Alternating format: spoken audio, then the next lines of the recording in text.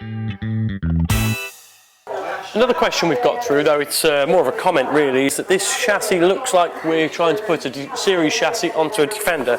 Well spotted, but that's not quite what we're doing. The chassis that we've chosen to use here is a Richards chassis, which is built in a slightly different way. I'll explain that shortly. Now, there are in the market a couple of different variations of chassis that you can get.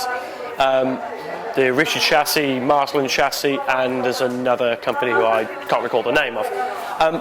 We went for a Richards chassis for one reason and one reason only, really, that what they'd done was take all of the best bits of Land Rover chassis production. So when the Land Rover first started out, construction of chassis was quite expensive, but it was, as you see it here. So you've got straight pieces of steel welded together.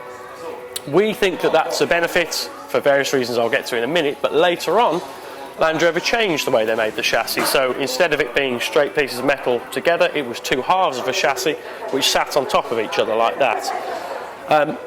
What that can mean, and what it often does mean, is that the water can sit in between these lips, and when it does that, these sections where they're joined can come apart. The original chassis were welded as you and I would understand welding, with a bi-welder the whole way down. The later chassis are welded in a different fashion, which is effectively a long spot weld. So they're not introducing extra metal into the equation.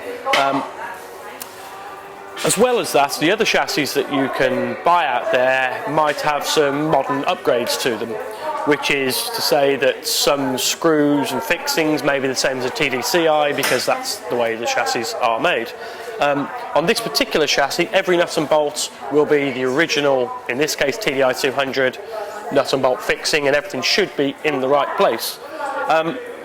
And as such, we opted for this particular chassis because we knew everything that we'd got previously will fit straight onto it.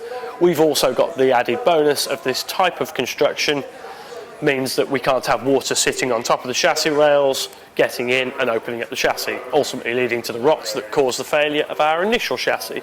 But you're right, it does look a little bit more like a series chassis, but it's actually a genuine replacement for a Defender chassis.